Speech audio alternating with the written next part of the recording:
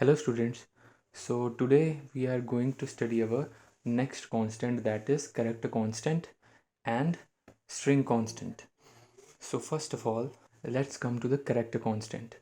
So what is character constant? A character constant is one character enclosed in single quotes, as in, like for example it is given Z in the single quotes. So जब भी हमें कोई character define करना होता है, एक character constant declare करना होता है, तो हम उस कैरेक्टर को एक सिंगल कोट्स के अंदर लिखते हैं। जैसे कि फॉर एग्जांपल नीचे ए भी दिया गया हुआ है, A in a single quotes, 9 in a single quotes, 5 in a single quotes, slash n in a single quotes. The backslash is used to denote non-graphic characters and other special characters for specific operations. So what is the rule for writing character? एक character हम कैसे right करते हैं, कैसे declare करते हैं? सो जब भी हमें एक करेक्टर कांस्टेंट C++ लैंग्वेज में डिक्लेयर करना होता है, तो उसमें एटलीस्ट वन कैरेक्टर तो होना ही चाहिए और वो सिंगल कोट्स के अंदर मार्क किया होना चाहिए। सो what is non graphic character? Non graphic character होता क्या है? सो नॉन ग्राफिक करेक्टर्स आपके वो करेक्टर्स होते हैं जो कि कंप्यूटर में डायरेक्टली टाइप नहीं किए जा सकते फ्रॉम कीबोर्ड। फॉर एग्ज़ाम्पल, आप बैक स्पेस टाइप नहीं कर सकते, टैब टाइप नहीं कर सकते। सो ये जो नॉन ग्राफिक करेक्टर्स हैं, ये रिप्रेजेंट होते हैं बाय यूजिंग बैक स्लैश। हमें बैक स्लैश यूज़ करना पड़ता है फॉलोड बाय वन और मोर करेक्टर्स जो उस करेक्टर को डिफाइन करता है।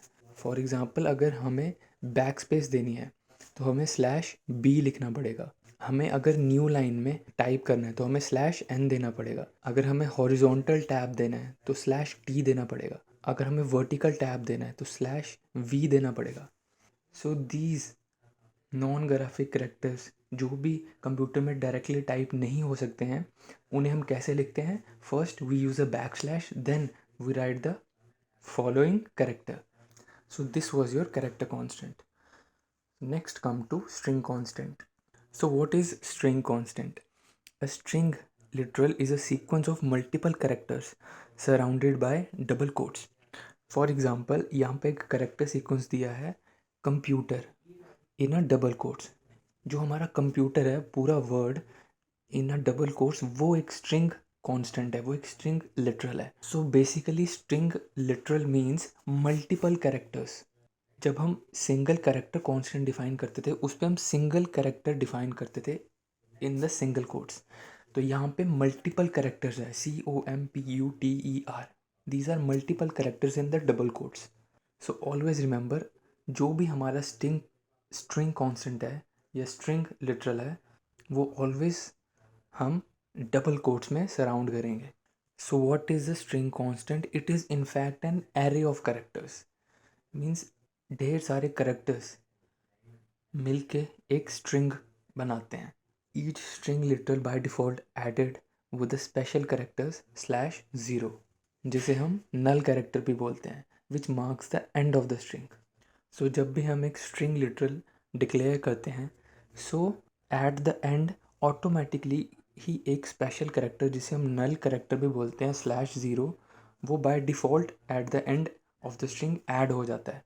दस जो भी हमारा साइज़ ऑफ द स्ट्रिंग होगा, फॉर एग्ज़ाम्पल जैसे हमें नीचे दिया गया हुआ है ABC in the double quotes, so वैसे तो ये 3 कैरेक्टर्स हैं। सो एक default null character at the end इसमें जुड़ जाता है, so which makes it size 4।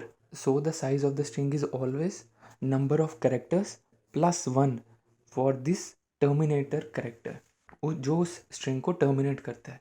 So ABC, जो कि एक्चुअली यहाँ पे हमें ABC डबल कोट्स के अंदर सिंपल ABC दिख रहा है, वो कंप्यूटर कैसे रिप्रेजेंट करता है? ABC/0।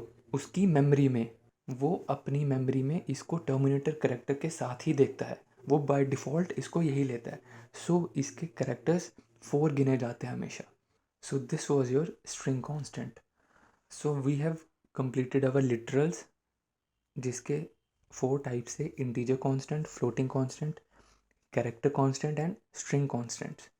So now let's come to operators. So what are operators? Operators are symbols that are used to carry out operations on variables and give the results. So हम जो भी operations हमारे variables पे carry out करते हैं by using some symbols, उसे हम operators कहते हैं. The variables or values on which these operators work are known as operands.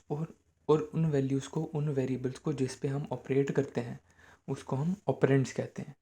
So various type of operators जो भी C++ में दिए गए होते हैं वो हैं. First arithmetic operator. Arithmetic operators हो गए आपके प्लस, माइनस, मल्टीप्लाई, डिवाइड या मॉड्यूलस साइन, जो कि हमें बेसिक अर्थमेटिक ऑपरेशंस प्रोवाइड करते हैं. Second is your assignment operators. Assignment operator में आप अपने ऑपरेंड्स को वैल्यूज असाइन करते हैं. लाइक उसको प्रोडक्ट की वैल्यू असाइन करनी है तो स्टार इक्वल टू, अगर उसको सम की वैल्यू असाइन करनी है तो प्लस इक्वल्स टू, अगर उसको डिफरेंस की वैल्यू असाइन करनी है तो minus equal to. Third is your increment decrement operator, जिसमें आप किसी भी वैल्यूज़ को या तो इंक्रीमेंट करेंगे उसमें +1 करेंगे या उसमें डिक्रीमेंट करेंगे उसमें -1 करेंगे. Fourth is your relational operator.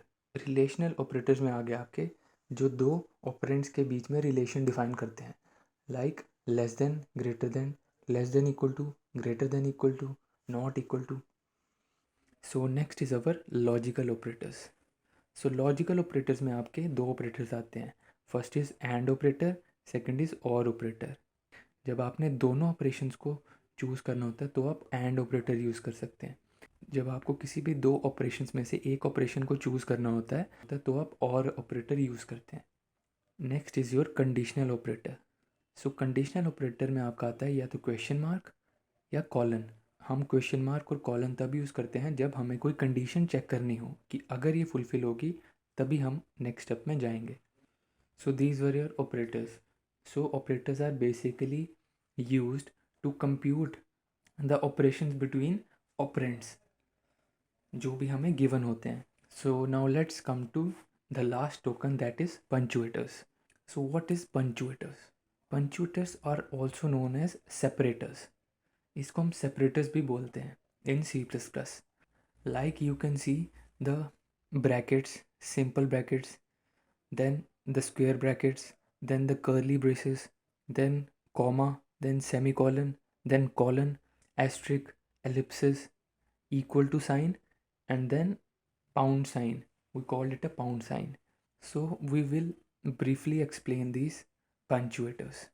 So first, let's discuss the brackets, the, the one we call parenthesis. So parenthesis basically in the computer program किस लिए यूज़ होती है? एक फंक्शन को कॉल करने के लिए और फंक्शन के पैरामीटर्स को कॉल करने के लिए. Second is the braces.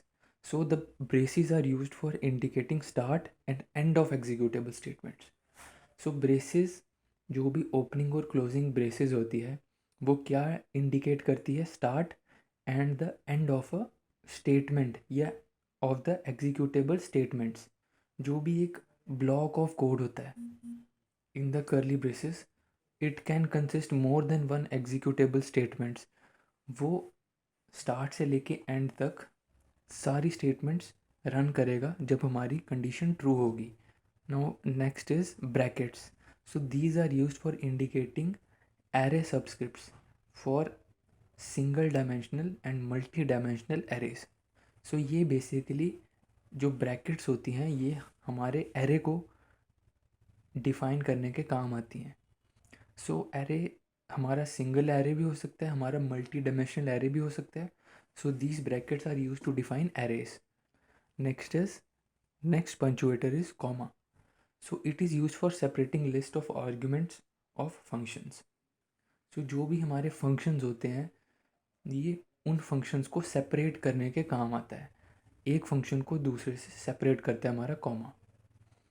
Next punctuator is semicolon. It is use for the termination of string. So जो भी हमारी स्टेटमेंट होती है उसको टर्मिनेट करने के लिए हम सेमीकोलन यूज़ करते हैं. सो जब भी हमारी कोई एग्जीक्यूटेबल स्टेटमेंट होती है उसको टर्मिनेट करने के लिए हम at the end semicolon use करते हैं. So next is our colon.